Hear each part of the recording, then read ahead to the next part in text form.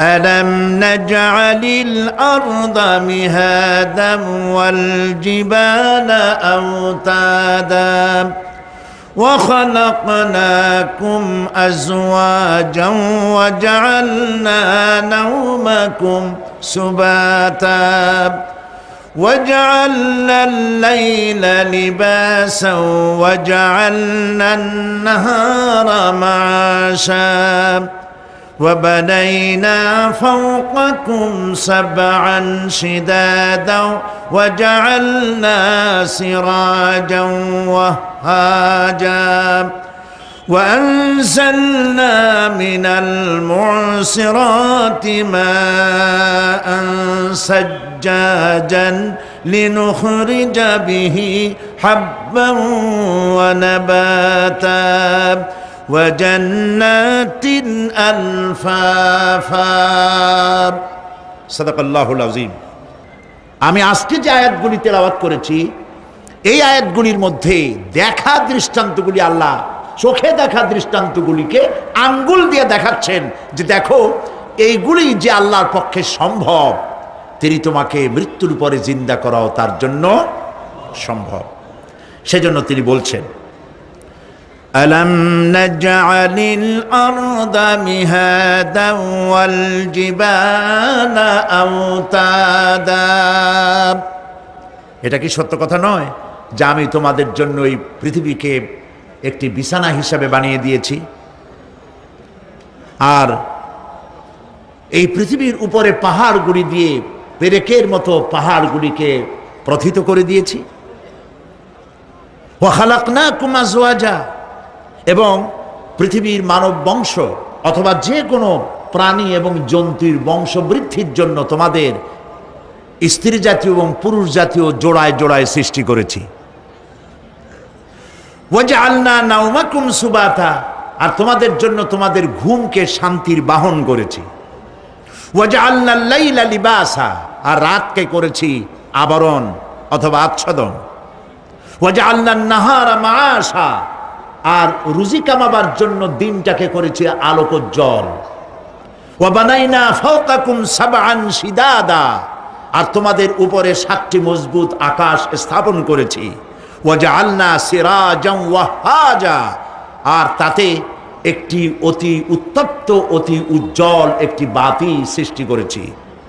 ওয়া আনজালনা মিনাল মু'সিরাতি মাআন সাজ্জাজা, এবং ঊর্ধ্বদেশ থেকে অবিশ্রান্ত অবিরামভাবে বৃষ্টি বর্ষণ করি।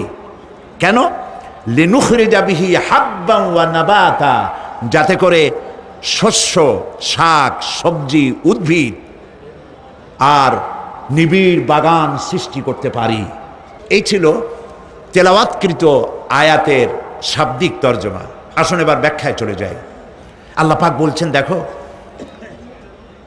এই পৃথিবীটাকে, এই জমিনটাকে একটি বিছানা হিসাবে আমি বিছায় দিয়েছি, শান্তিময় আবাস ভূমিতে পরিণত করে দিয়েছি এই পৃথিবীটাকে। আল্লাহ পাক বলছেন আল্লাযী জাআলা লাকুমুল আরদা মাহদান ওয়া জাআলা লাকুম ফীহা সুবুলান লাআল্লাকুম তাহতাদুন,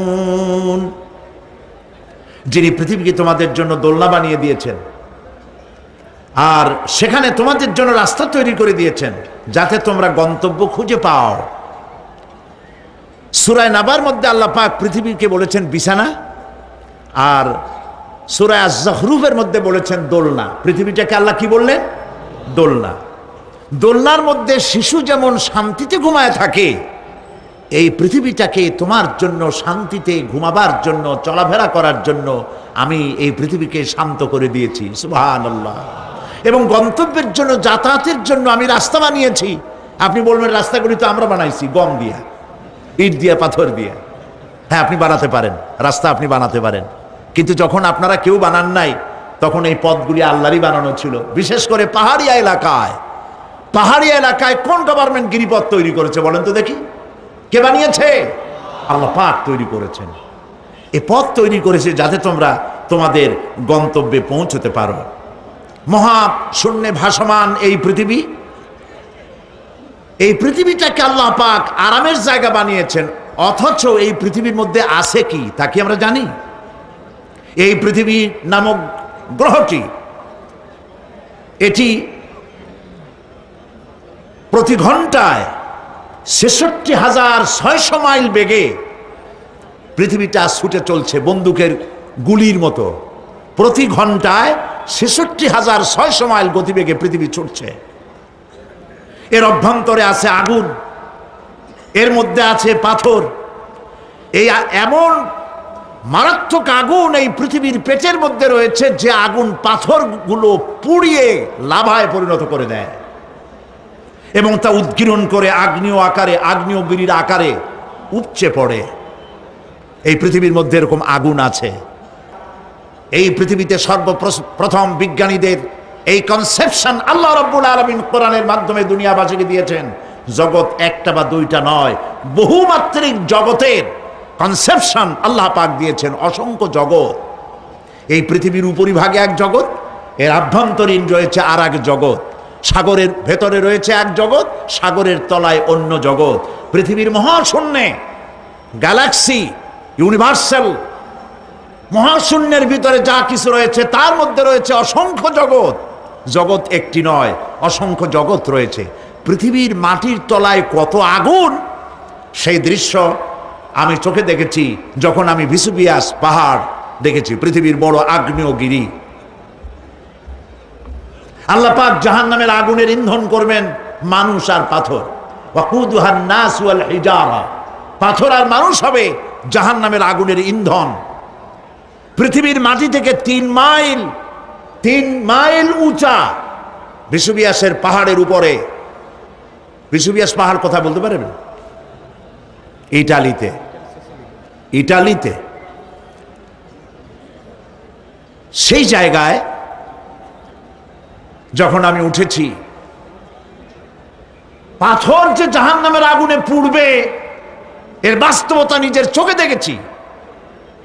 পাথরগুলি আগুনে পুড়ে লাভার মতো হয়ে পাহাড়ের উপর থেকে আলকাত্রার মতো গলে গলে পাহাড়ের চতুর্দিকের 12 কিলোমিটার এলাকার জনপদকে ধ্বংস করে দিয়েছে।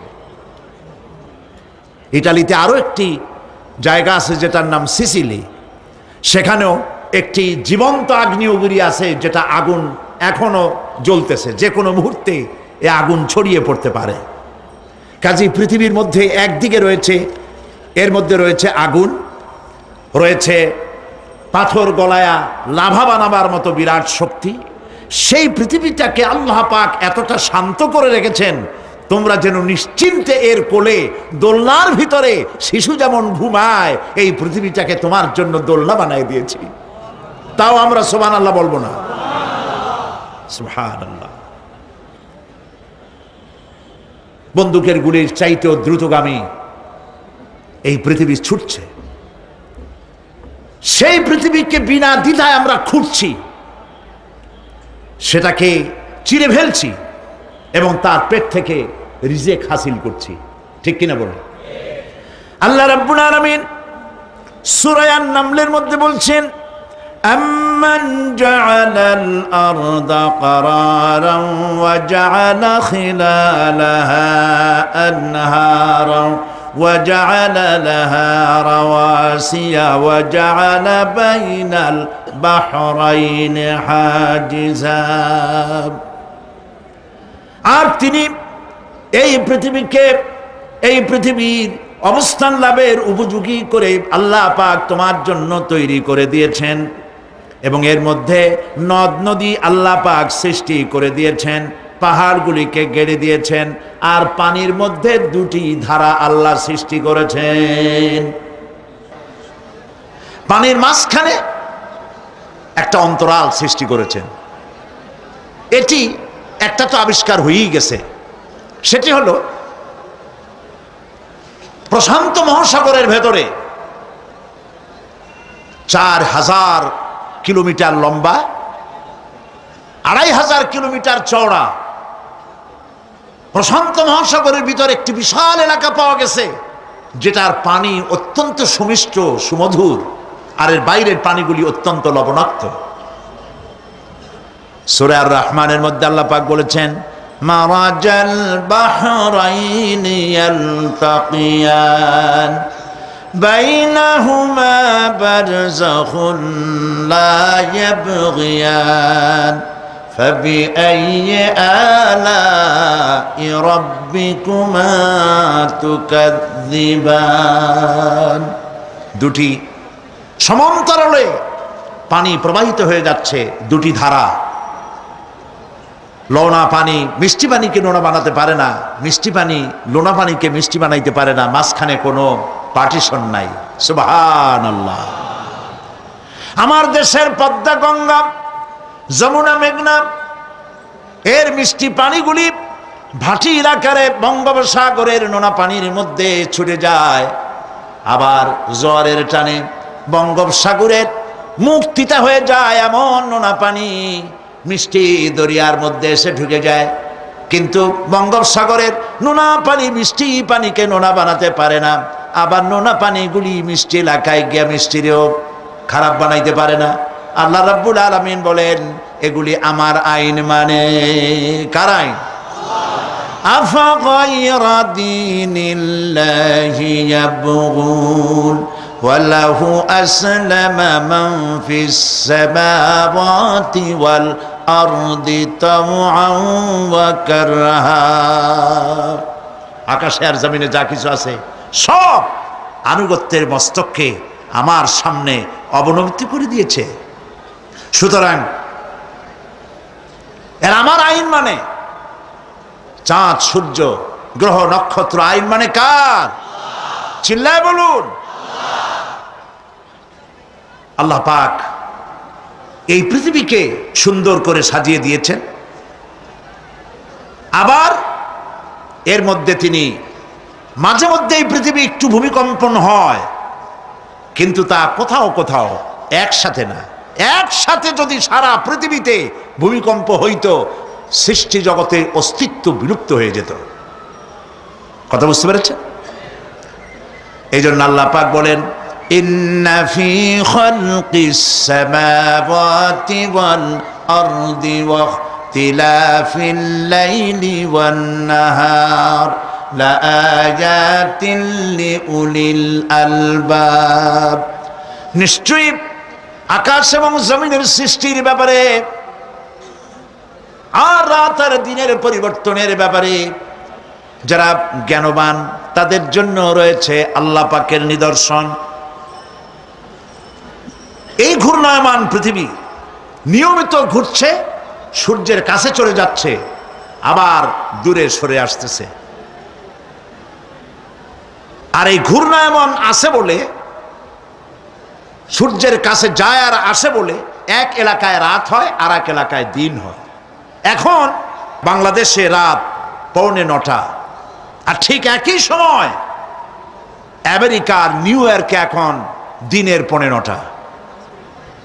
যদি এরকম অবস্থা না হতো, তাহলে এক এলাকার প্রাণীগুলি বাঁচত, অন্য এলাকার প্রাণীগুলি ঠান্ডায় ফ্রিজ হয়ে যেত।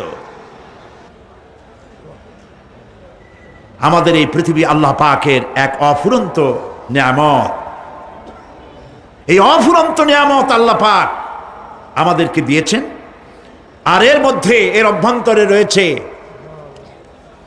মানুষের খাদ্য তৈরি করার মতো প্রাণ শক্তি মাটির মধ্যে আল্লাহ পাক দিয়েছেন। পৃথিবীটা এটি সূর্যকে আর চন্দ্রকে আল্লাহ পাক একটা নির্ধারিত মেজারমেন্ট করে রেখেছেন, একটা ঠিক সঠিক জায়গায় রেখেছেন।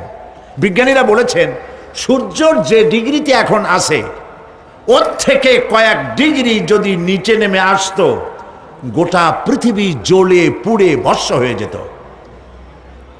আবার সূর্যটা যেখানে আছে, ওখান থেকে আরো কয়েক ডিগ্রি যদি উপরে উঠে যেত, তাহলে গোটা পৃথিবী ফ্রিজ হয়ে যেত, প্রাণী জগতের অস্তিত্ব শেষ হয়ে যেত। চাঁদ সম্পর্কে বলা হয়েছে, চাঁদ যত ডিগ্রিতে আল্লাহ পাক স্থাপন করে রেখেছেন, ওর থেকে কয়েক ডিগ্রি উপরে যদি উঠে যেত, গোটা পৃথিবী মরুভূমি হয়ে যেত। আর যদি কিছু নেমে আসতো, গোটা পৃথিবীতে জলোচ্ছ্বাস হয়ে পানিতে পৃথিবী ডুবে শেষ হয়ে যেত। তাও সুবহানাল্লাহ বলবো না? এ সমস্ত কুদরত কার? আল্লাহ পাক। আল্লাহ রাব্বুল আলামিন এরপরে বলছেন ওয়াল জিবালা আওতাদা, মাটিকে বানালাম বিছানা, আর এই বিছানাকে এটা যেন তোমাকে নিয়ে নড়াচড়া করতে না পারে সেই জন্য আমি পাহাড়গুলি পেরেকের মতো গেড়ে দিলাম। এখানে আছে যে পাহাড়কে পৃথিবীর মধ্যে পেরেকের মতো গেড়ে দিছি। কেন দিছি সেটি এসছে অন্য আয়াতে। আল্লাহ রাব্বুল আলামিন বলেন ওয়া আলকা ফিল আরদি রাওয়াসিয়া আন তামিদা বিকুম, আল্লাহ পাক বলেন তিনি জমিনে পর্বতের নঙ্গর, পর্বতের পেরেক রকম করে এই পৃথিবীর মধ্যে গেড়ে দিয়েছেন যেন পৃথিবীটা তোমাকে নিয়ে যেন হেলাদোলা করতে না পারে। এই পাহাড় পৃথিবীর ভারসাম্য রক্ষা করেছে। পাহাড়গুলি আজকে মানুষেরা কাটা শুরু করেছে ইন্ডাস্ট্রি বানাবার জন্য, বাড়িঘর বানাবার জন্য। পাহাড় যারা কাটছেন আত্মঘাতী কাজ করতেছেন। প্রকৃতির ভারসাম্য, এনভায়রনমেন্ট নষ্ট তো আমরাই করতেছি, ঠিক কিনা বলেন? কারা নষ্ট করতেছে? আমরা নিজেরাই করতেছি, আত্মঘাতী কাজ করছি। এই পৃথিবীতে কত পাহাড় দরকার, কত গাছ দরকার, কত পানি দরকার, সে কথা কে বলতে পারবেন? বলেন সবাই।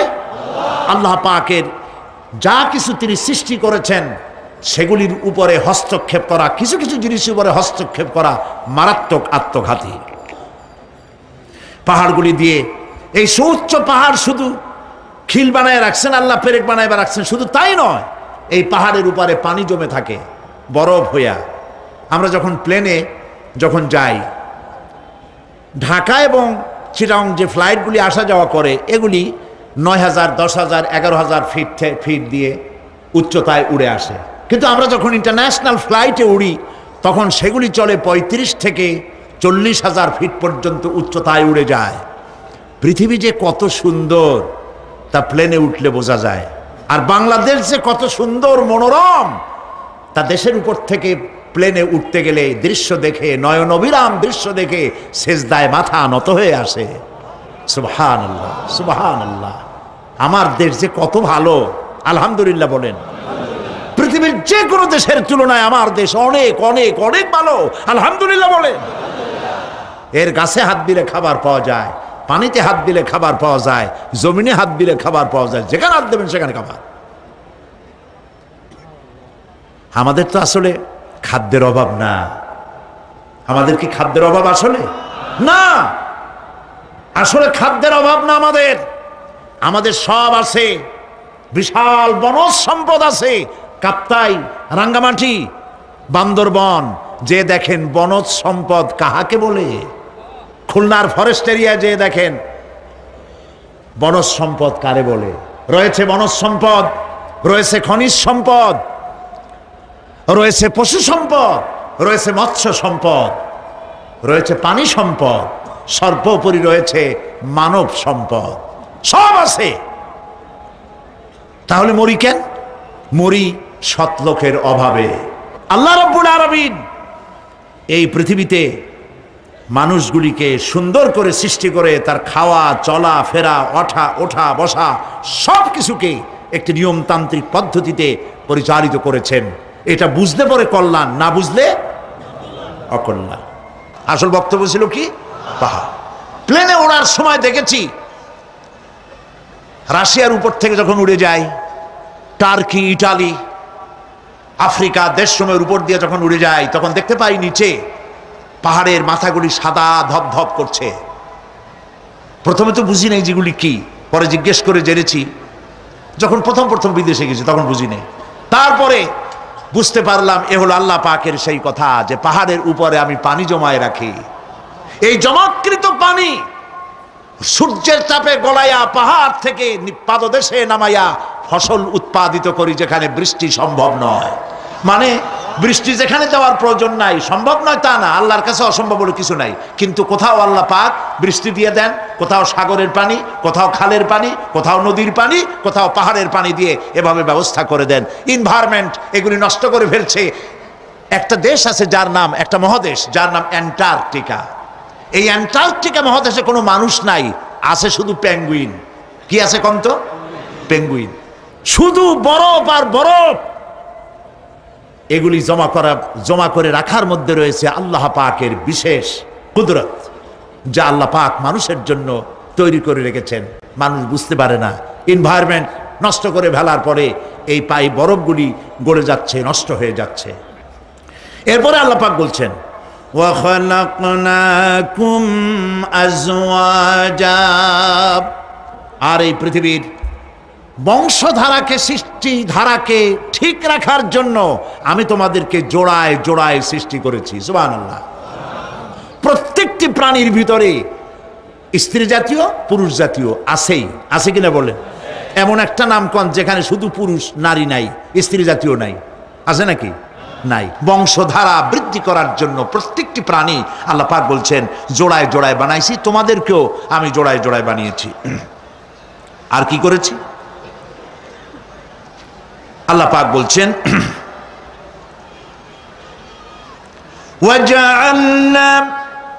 وَجَعَلْنَا نَوْمَكُمْ سُبَاتًا, একদিকে তো জোড়ায় জোড়ায় বানালাম পুরুষ এবং স্ত্রী। এই পুরুষ আর স্ত্রী সৃষ্টি করার ভিতরে রয়েছে আল্লাহ পাকের নিদর্শন। কার নিদর্শন বলুন? কোরআনে কারিমে আল্লাহ পাক বলেন وَمِنْ آيَاتِهِ أَنْ خَلَقَ لَكُم مِّنْ أَنفُسِكُمْ أَزْوَاجًا لِتَسْكُنُوا إِلَيْهَا وَجَعَلَ بَيْنَكُم مَّوَدَّةً وَرَحْمَةً إِنَّ فِي ذَلِكَ لَآيَاتٍ لِقَوْمٍ يَتَفَكَّرُونَ। আর আল্লাহ পাকের অসংখ্য নিদর্শনের মধ্যে এটিও নিদর্শন যে তিনি তোমাদের থেকে তোমাদের জোড়া সৃষ্টি করেছেন, তোমাদের স্ত্রী বানাইছেন। কেন?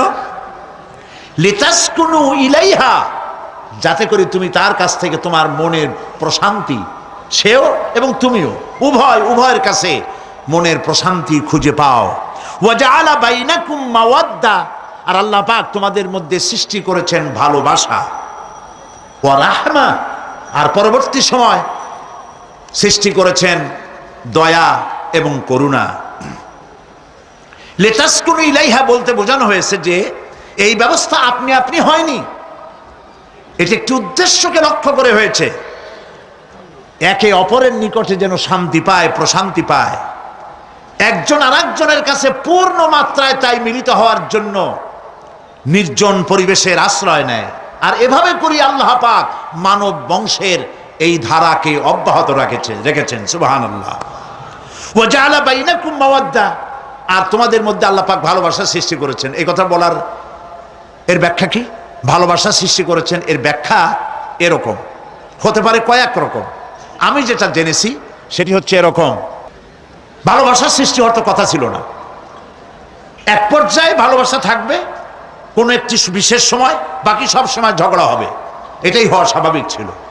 ধরুন মেয়ের বাড়ি চট্টগ্রাম, ছেলের বাড়ি বরিশাল। মেয়ে শুটকি খেতে খুব পছন্দ করে, ছেলের গন্ধও সহ্য করতে পারে না।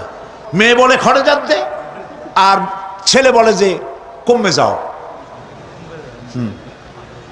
মানে একজন আর একজনের ভাষার সাথে মিল নাই। কথা ঠিক কিনা বলেন? ভাষার সাথে মিল নাই, রুচির সাথে মিল নাই। একজনের টক পছন্দ করে আর একজনের টক সহ্য করতে পারে না, আর একজনের শুটকি খায় আর একজনের শুটকি পছন্দ করে না।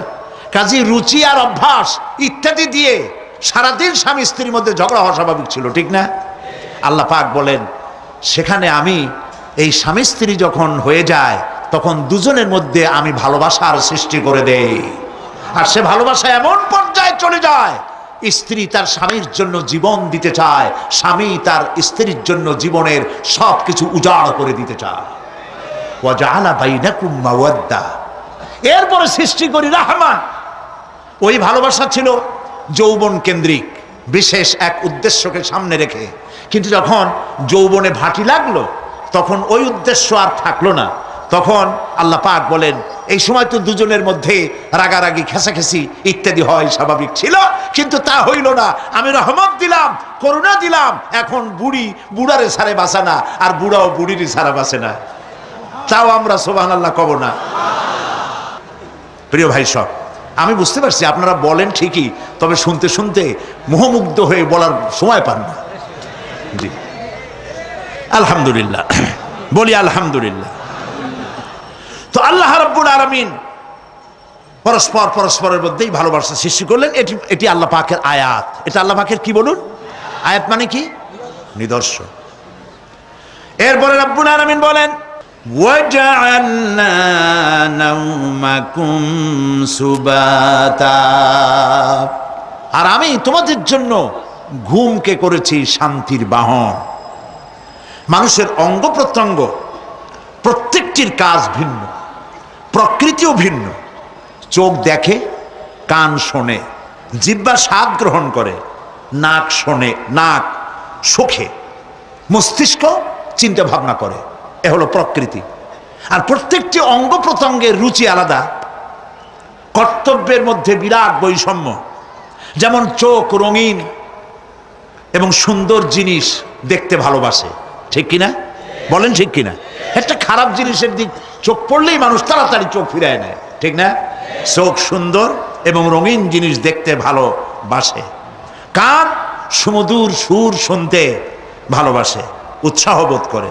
আর হাত নরম এবং মসৃণ জিনিসে স্পর্শ করতে উৎসাহ বোধ করে।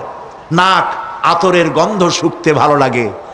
আর মন নতুন নতুন রঙিন ভাবনা ভাবতে চেষ্টা করে। বাড়ি বানাবো, বিল্ডিং বানাবো, ইন্ডাস্ট্রি করব, ছেলে বিয়ে দেবো, মেয়ে বিয়ে দেবো অমুক জায়গায় বিরাট লোকের কাছে। ভাবতে ভাবতে ভাবের সাগরে হারিয়ে যায়। আর ভাবনার ভিতরে খেয়ালে যদি কেউ পোলাও পাকায়, বাস্তবে তা হোক আর না হোক, খেয়ালে মনে মনে যদি কেউ পোলাও পাকায়, তাহলে ঘিয়ের দাম যাই হোক না কেন তাতে কিছু আসে যায় না, ঠিক কিনা? মানুষ রঙিন রঙিন ভাবনা ভাবতে খুব মজা পায়। তাহলে আমি কি বুঝাইতে চাইলাম? চোখের কাজ, নাকের কাজ, মুখের কাজ, কানের কাজ, মনের কাজ, প্রত্যেকটি অঙ্গ প্রত্যঙ্গের ভিন্ন ভিন্ন কাজ আছে, ভিন্ন ভিন্ন রুচি আছে। কিন্তু একটি ব্যাপারে হাত, পা, চোখ, নাক, মস্তিষ্ক সব এক ব্যাপারে তারা ঐক্যমত পোষণ করেছে। এ ব্যাপারে কোনো ইখতিলাফ তাদের মধ্যে নাই, সেটা হলো ঘুম। সেটার নাম কি? ঘুম। ঘুমাইতে চায়, হাতের শরীরের সমস্ত অঙ্গ প্রত্যঙ্গ ঘুমের কোলে নিবেদিত হয়ে যেতে চায়। ঘুম না আসলে হাত আর চলে না, মাথায় আর ভাবতে ইচ্ছা করে না, পাও আর চলতে চায় না, হার্টবিট বেড়ে যায়। আর ঘুমালে পরে সব শান্ত হয়ে যায়। সুবহানাল্লাহ কব না? আল্লাহ রাব্বুল আলামিন বলেন এই নিদ্রাকে, এই ঘুমকে আমি তোমাদের জন্য শান্তির বাহন বানিয়ে দিয়েছি। আলাম ইয়ারাউ আন্না জাআলনাল লাইলা লিয়াসকুনু ফীহি ওয়ান নাহারা মুবসিরান ইন্না ফী যালিকা লাআয়াতিন লিকাওমি ইউমিনুন।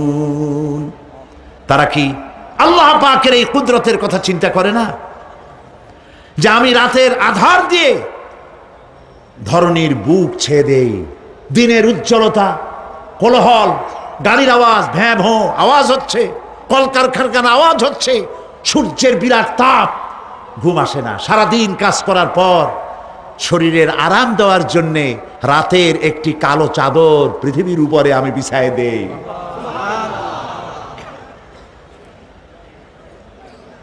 আর মানুষ আরাম গ্রহণ করে। শুধু মানুষ না, সব প্রাণী আরাম গ্রহণ করে।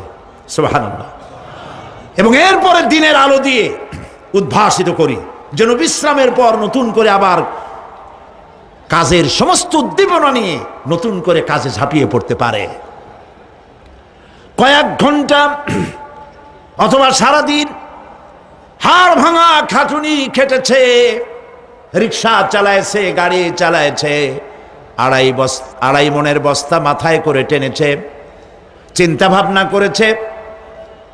এরপরে যখন এই লোকটি কয়েক ঘন্টা মাত্র নিদ্রা গেল, আরাম পেল, মস্তিষ্ক হালকা হয়ে গেল, হার্টবিট কমে গেল, হাতের পায়ের কর্মোদ্দীপনা বেড়ে গেল, নতুন করে আবার কাজ করার জন্য সুযোগ এসে গেল।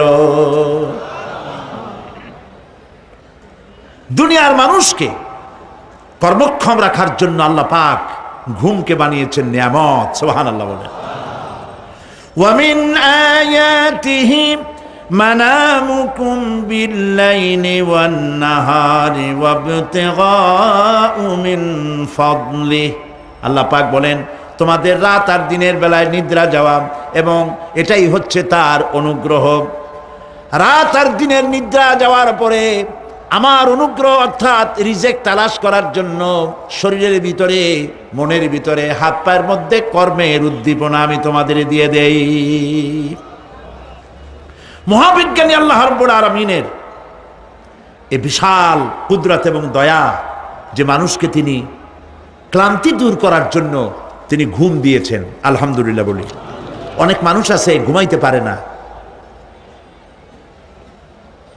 ঘুমাবার জন্য ফেনার গান খায়, ঘুমাবার জন্য ভেলিয়াম খায়, সিডাক্সিন খায়, রিল্যাক্সিন খায়, কত অক্সিজেন অক্সিজেন কত কিছু খায়, তারপরেও ঘুম আসে না।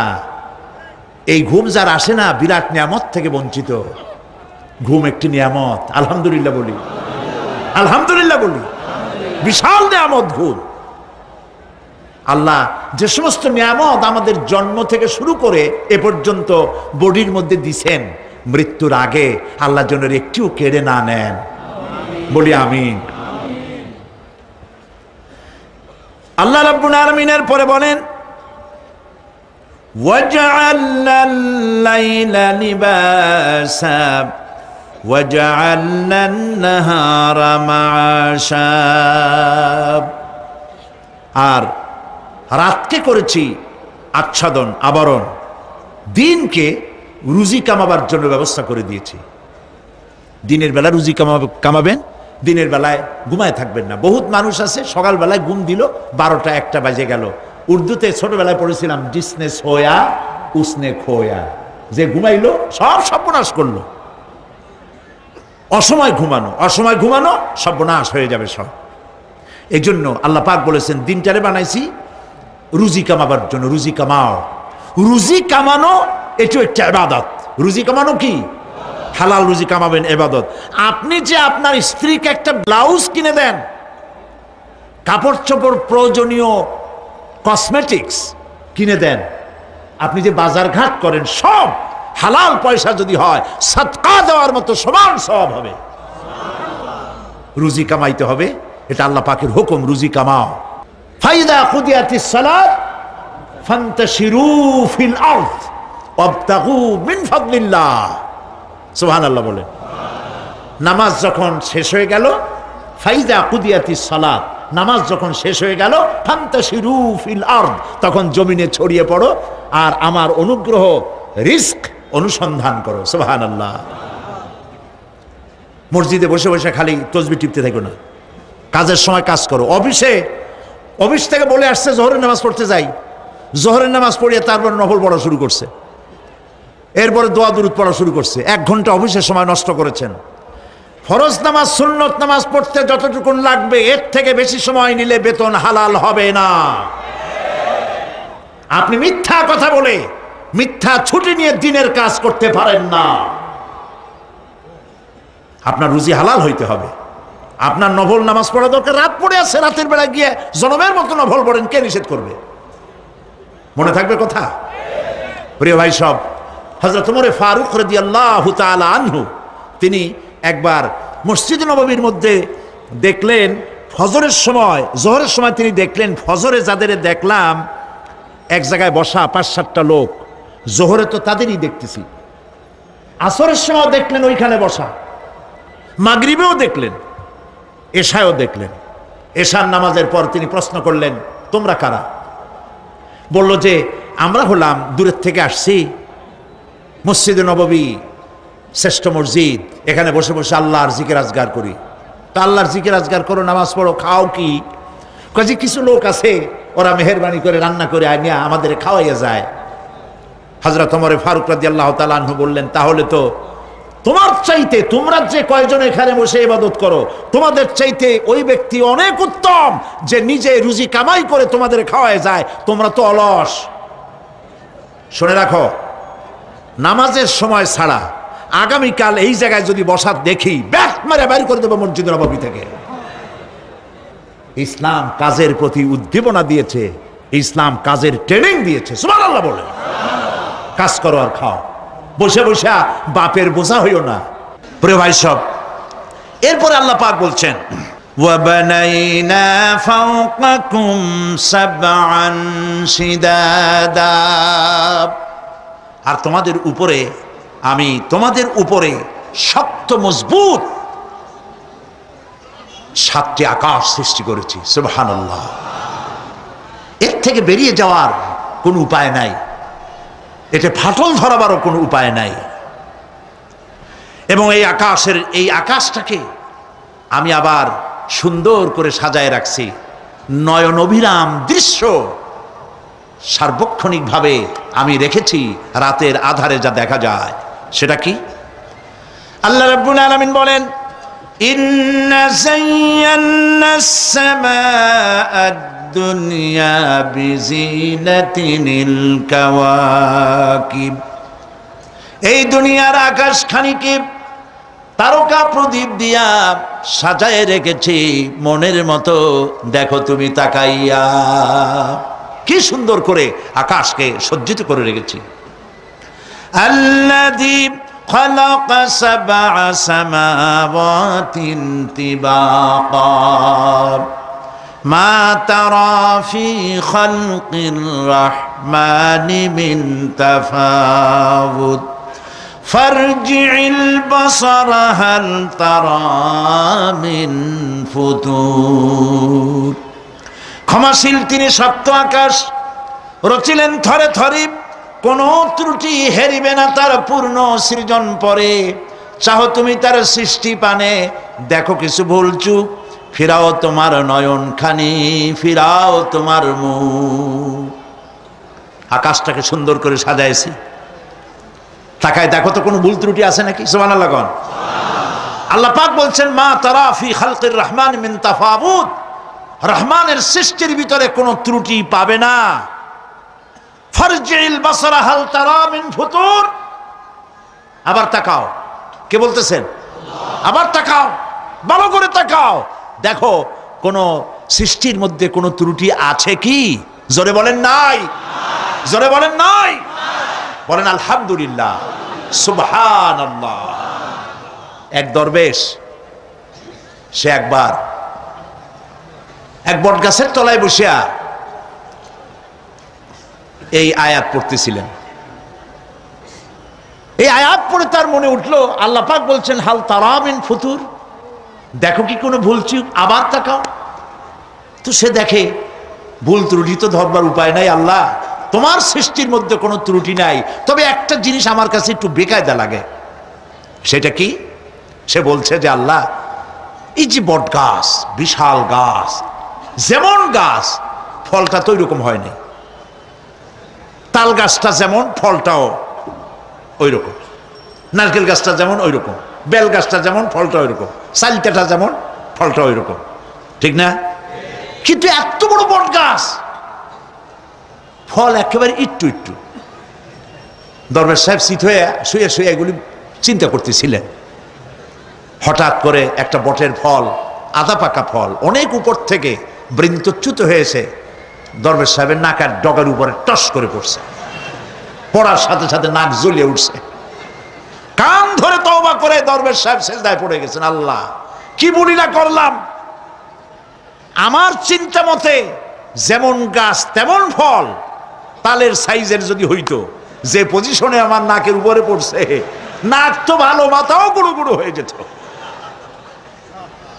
সুবহানাল্লাহ, সুবহানাল্লাহ। আল্লাহ পাক বলছেন সুম্মা রজি'ল বাসারা কাররাতাইন ইয়ানকালিব ইলাইকাল বাসারু খাসিআও ওয়া হুয়া হাসির। অক্ষমহীন দৃষ্টি তোমার সৃষ্টিতে পাবে ফাঁকি, ফিরাও তোমার নয়ন খানি, ফিরাও কাঙ্গালাখি। আমার সৃষ্টি নৈপুণ্যতার দিকে যতবার তাকাও না কেন, আমার সৃষ্টির ভিতরে কোনো ত্রুটি তুমি দেখতে পাবে না। এই জন্য নবীজি বলেছেন আল্লাহ রাব্বুল আলামিনের সৃষ্টির কলা কুশলতার প্রতি কেউ যদি একবার গবেষণা করে, একটা ঘন্টাও যদি কেউ চিন্তা করে, কয় ঘন্টা? একটি ঘন্টা আল্লাহর সৃষ্টি নৈপুণ্যতা সম্পর্কে একটি ঘন্টা যদি কেউ চিন্তা করে, গবেষণা করে, নবীজি বলেছেন ওই বান্দার আমল নামায় আল্লাহ পাক 60 বছরের নফল ইবাদতের সওয়াব লিখে দিবে। চিন্তা করো, গবেষণা করে, শ্রদ্ধায় মাথা নত হয়ে আসবে, আপনাতেই সেজদা করবে। সুবহানাল্লাহ। এরপরে আল্লাহ পাক বলেন ওয়াজআলনা সিরাজাও ওয়াহাজা, আর আমি তোমাদের উপরে আকাশ সৃষ্টি করেছি, আর ওর মধ্যে আমি সৃষ্টি করেছি মহাশূন্যে এক অতি উত্তপ্ত, অতি উজ্জ্বল এক বাতি সৃষ্টি করেছি। সিরাজ শব্দের অর্থ হলো সূর্য, ওয়াহাজ এ শব্দের অর্থ হচ্ছে একই সাথে অতি উত্তপ্ত, অতি উজ্জ্বল।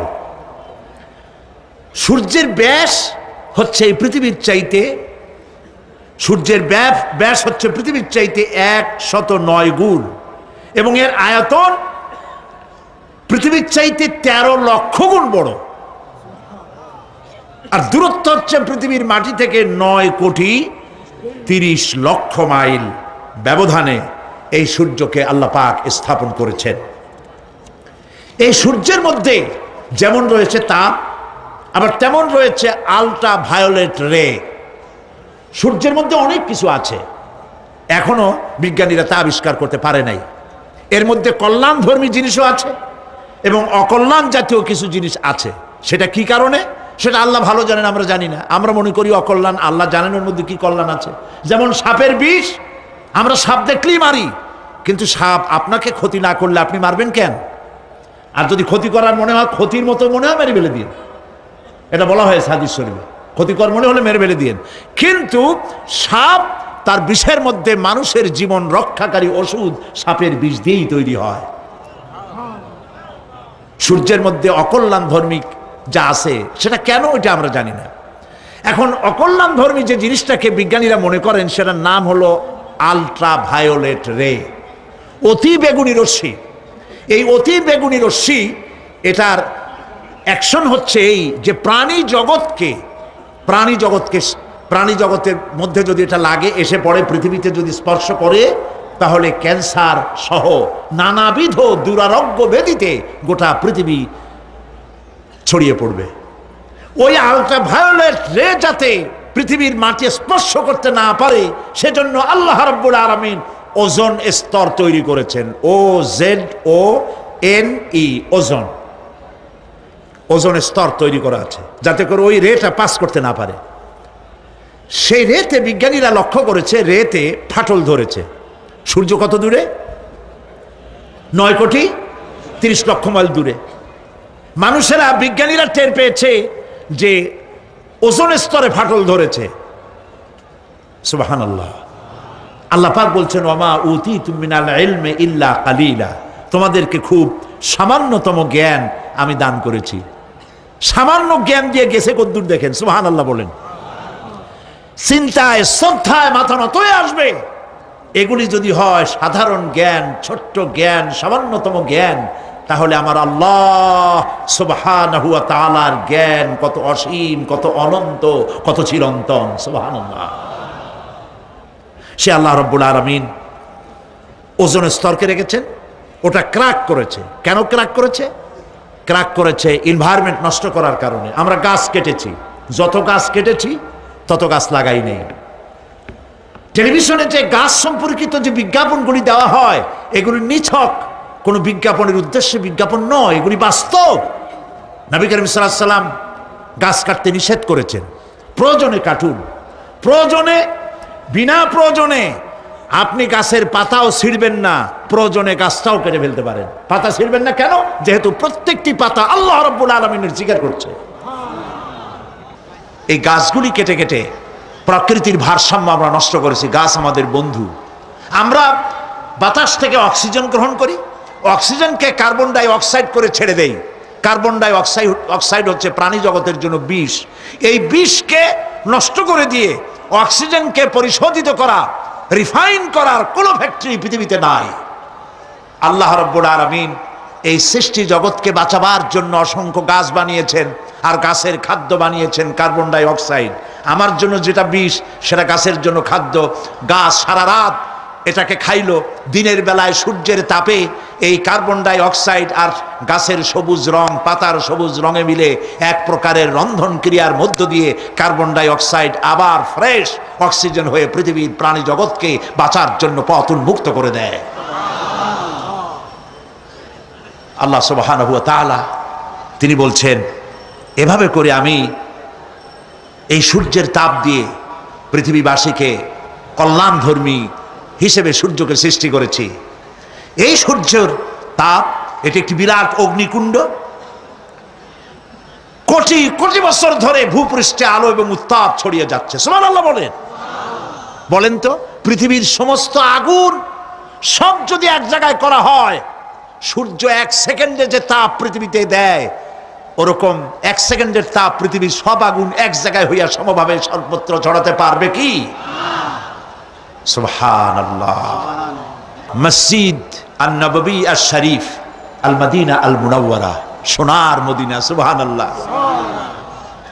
আমি মদিনায় গিয়া এবারও বলছি, আল্লাহ যদি ফাহাদের মাফ করতে চান, মসজিদে নববী এবং মসজিদে হারামের যে এক্সটেনশন এবং হাজিদের জন্য যে উপকার করেছেন, আল্লাহ যদি মাফ করতে চান, এটা বড় আকারের একটা ওসিলা হয়ে যেতে পারে।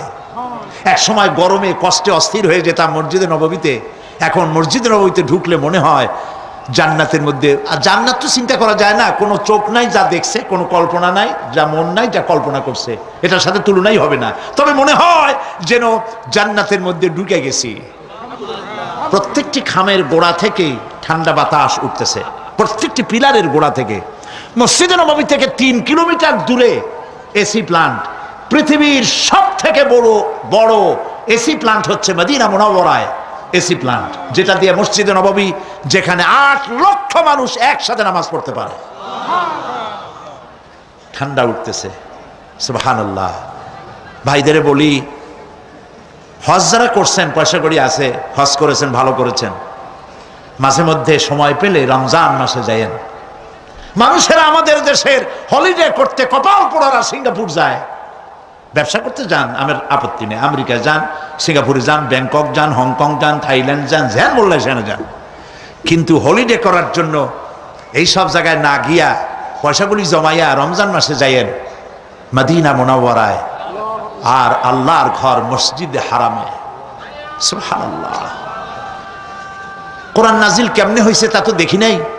ইমাম যখন তারাবির মধ্যে তেলাওয়াত করেন, মনে হয় যেন আকাশ থেকে এখনো কোরআন নাজিল হচ্ছে। সুবহানাল্লাহ। কি তেলাওয়াত!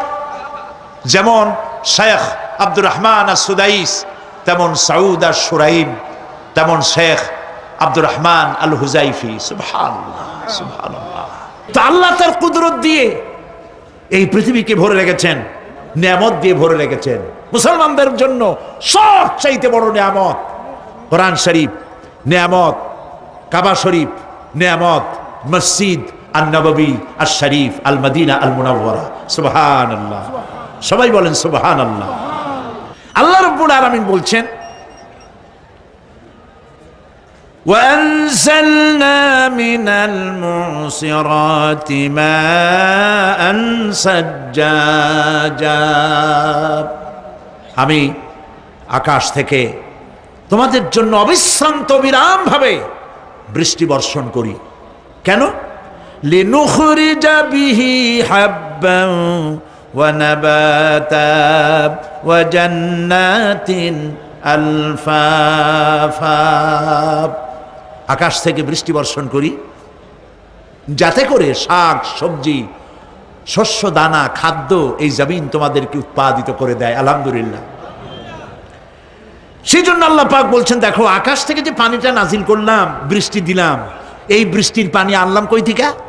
সমুদ্র থেকে। সমুদ্রের পানি মিষ্টি না নোনা? জবাব দেন না। আকাশ থেকে যখন পড়ে তখন এটা কি মিষ্টি, নোনা না মিষ্টি? আল্লাহ রাব্বুল আলামিন বলেন, আফারাইতুমুল মাআল্লাযী তাশরাবুন আনতুম আনজালতুমুহু মিনাল মুজনি আম নাহনুল মুনজিলুন।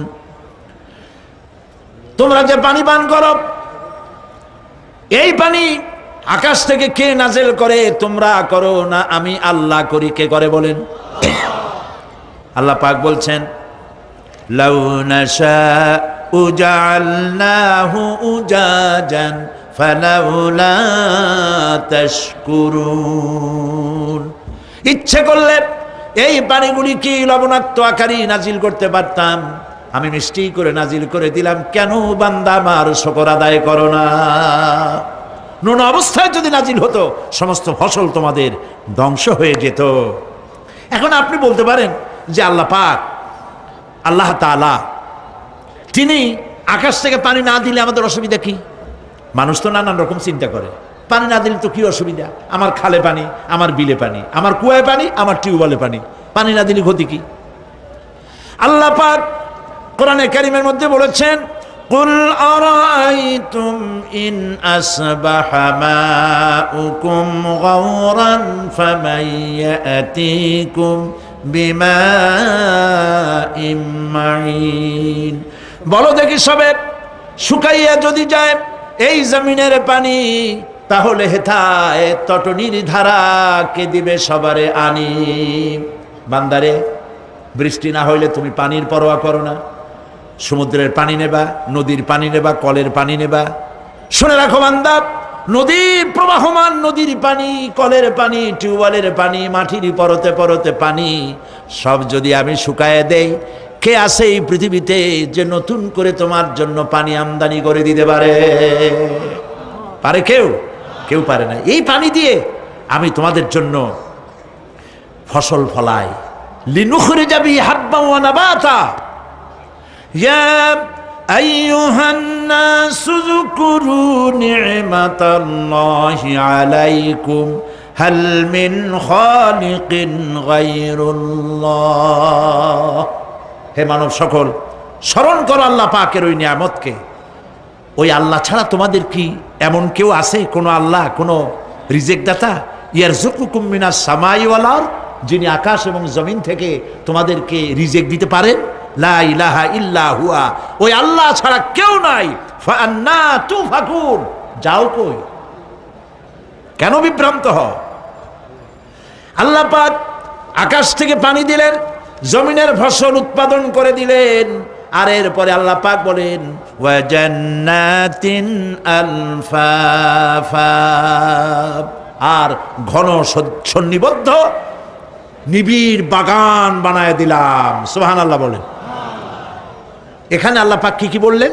শাক, লক্ষ্য করুন, শাক, সবজি, খাদ্যশস্য, উদ্ভিদ, এগুলো দিলাম, আর সাথে সাথে ঘন নিবিড় বাগান বানাইলাম। নিবিড় বাগান দেখছেন? দেখেন নাই, বোঝেন নাই, তাই দেখেন নাই, তা নাহলে দেখছেন। কক্সবাজার যাওয়ার সময় দেখেন না, গাছের রাস্তার দুই ধারে কত গাছ, দেখছেন কিনা? রাঙ্গামাটি যাওয়ার সময়, বান্দরবনে যাওয়ার সময়, কার বাবা এই গাছগুলি লাগাইছে? কোন? কে লাগিয়েছে? আল্লাহ। চিল্লায় বলেন, কে লাগিয়েছে? পাহাড়ের গাছ কি আপনি লাগাইছেন? তো কথা কইতে পারলেন না কেন? কে লাগিয়েছে? আল্লাহ পাক। সুন্দরবন ফরেস্ট এরিয়া দেখছেন কোনোদিন? না দেখলে যাইয়েন, দেখে এসেন। বিশাল এরিয়া, বঙ্গোপসাগরের কিনারা দিয়া খুলনা, সাতক্ষীরা, এই বিরাট অঞ্চল, বরিশাল, খুলনা, সাতক্ষীরা, পটুয়াখালী, বিরাট এরিয়া নিয়ে রয়েছে সুন্দরবন। শত শত মাইল। সুবহানাল্লাহ বলে। বিশাল গাছ, গাছের এরিয়া। এই গাছগুলি কে লাগাইছে? জোরে বলেন, কে লাগাইছে? এই গাছগুলি নার্সিং করেন কে?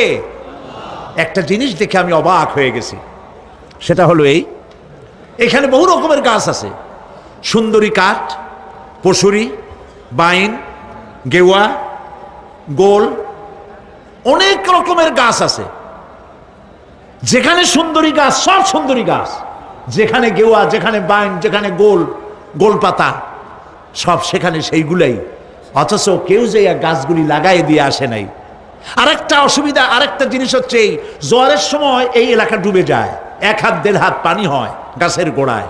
যে ফলগুলি পড়ছিল গাছ দিয়া, এই ফলগুলি ভাটির টানে চলে গেল, নিচে নেমে গেল, নদীতে নেমে গেল, আবার জ্বরের টানে উঠে আসলো, পানিতে ভেসে ভেসে ফলগুলি ভারী হয়ে গেল। এক সময় ভাটির টানে আর গেল না। এই গাছগুলিকে সুন্দরী গাছের মধ্যেই সুন্দরী ফল, বাইনের মধ্যে বাইনের ফল কে সাজাইয়া এই সুন্দর বাগানগুলি বানাইলো? চিল্লায় বলো। জান্নাতিন আলফাফা, ঘন নিবিড় সন্নিবদ্ধ বাগান আমি সৃষ্টি করেছি। সুবহানাল্লাহ বলে। এই গাছগুলি মানুষেরা জন্মের খাওয়া খায়। বন বিভাগে যারা দায়িত্বে থাকে মনে করে শ্বশুরের লাগানো গাছ, বাজানের লাগানো গাছ, সমানে কাজে চোরের মতো বিক্রি করে। এরা ডাকাত, এরা চোরের চাইতেও নিকৃষ্ট যারা গাছ চুরি করে। আল্লাহ পাক জানেন মানুষের খাসলাত। এই ফরেস্ট বিভাগে, বন বিভাগে যারা চাকরি করেন সব খারাপ আমি তা বলবো না, ভালো মন্দ মিলেই আছে। কিছু আছে জন্মের খাওয়া খায়, ঘুষ খায় আর গাছগুলো বেচে ছাড়িয়ে দেয়, সর্বনাশ করে দেয়। আল্লাহ পাক তার মানসা, তার মর্জি মোবারক হচ্ছে এই যে গাছগুলি যেন বংশ অনুক্রমে পৃথিবীর মানুষ বছরের পর বছর, শতাব্দীর পর শতাব্দী, সহস্রাব্দীর পর সহস্রাব্দী যেন ভোগ দখল করতে পারে। সেজন্য আল্লাহ রাব্বুল আলামিন এই বন জঙ্গল রক্ষা করার জন্য নিজস্ব গার্ড বাহিনী রেখে দিয়েছেন। চিন্তা করছেন সেই গার্ড বাহিনী কারা? বন্য হাতি, রয়্যাল বেঙ্গল টাইগার, বড় বড় সাপ। আপনারা যান, যায় দেখবেন সালাম কেমনে দেয়। রয়্যাল বেঙ্গল টাইগার জীবিত মানুষ খায় না। তার অর্থ কি? তার অর্থ হলো বাঘের মুখোমুখি মানুষ যখন হয় তখন বাঘের চেহারা দেখে মানুষের রুহু গলার কাছে এসে যায়। আদমরা তখনই হয়। এরকম জীবনে আমার এক পজিশন হয়েছিল। লন্ডনে আমাকে আমার ভক্তরা বলল যে সাফারি পার্ক আমাকে দেখাবে। তখন চলো সাফারি পার্ক কি? কয় যে সব জন্তু জানোয়ার ছাড়িয়ে দেওয়া, ওর মধ্যে দিয়া গাড়ি নিয়ে যেতে হবে। তাই বললাম থাবা দিয়ে যদি গাড়ির গ্লাস গ্লাস ভাঙে? তা বললো যে ওখানে পুলিশ আছে, লোকজন আছে, হর্ন জোরে বাজাইতে হবে, নিয়ম আছে, তাহলে তারা আসবে এবং বন্দুকের মধ্যে রাবারের গুলি আছে, বিষ মাখানো, ওইটা মেরে দেবে। তারপরে জন্তুটা পড়ে যাবে, তার ঘুম আসবে, তখন বেঁচে যাবে। আমি দেখার লোভ সামলাইতে পারলাম না, আর ভয় তো ঘামে গেলাম।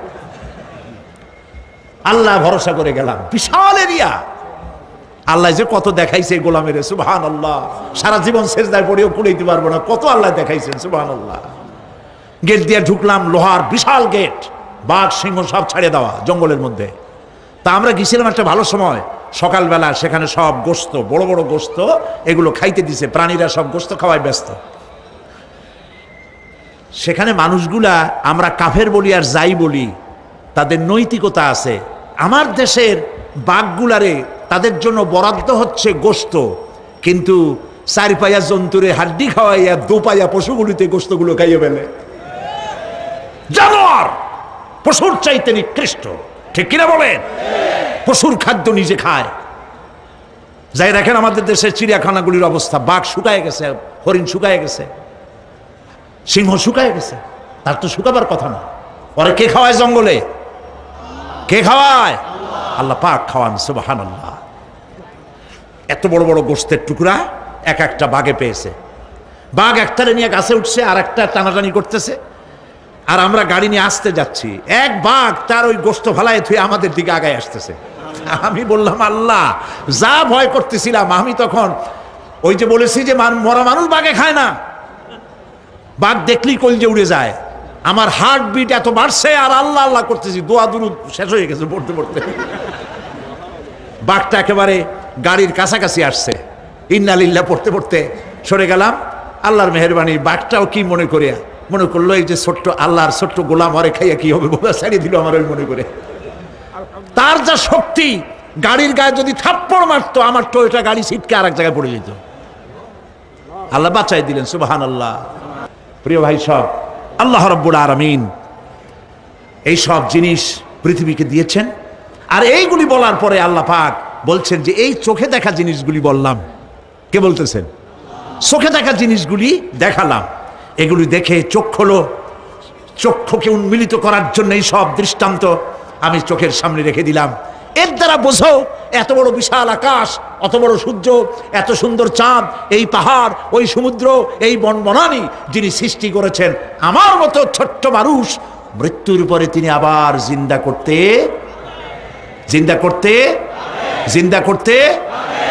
जगह जी लगाने के लिए ये दुनिया नहीं है, जगह जी लगाने के लिए ये दुनिया नहीं है, ये इबरत की जा है तमाशा नहीं है। এই পৃথিবী খেল তামাশা করার জায়গা না, দেখো আর শেখো আল্লাহ পাকের অপূর্ব সৃষ্টি, নৈপুণ্যতা, কলা কুশলতা দেখো, আর সেজদা দিয়ে আল্লাহ রব্বুল আলামিনের শুকর ফেলেছি মাবুদ। আল্লাহ তাআলা কোরআনের মাহফিলে আশা করে হাত তুলেছি, জিন্দেগির গুনাহ মাফ করে দাও। সুবহান রাব্বিকা রাব্বিল ইজ্জাতি আম্মা ইয়াসিফুন ওয়া সালামুন আলাল মুরসালিন ওয়ালহামদুলিল্লাহি রাব্বিল আলামিন ওয়াজআল আখিরা কালামিনা ইনদাল মাউত লা ইলাহা ইল্লাল্লাহু মুহাম্মাদুর রাসূলুল্লাহ। আসসালাম।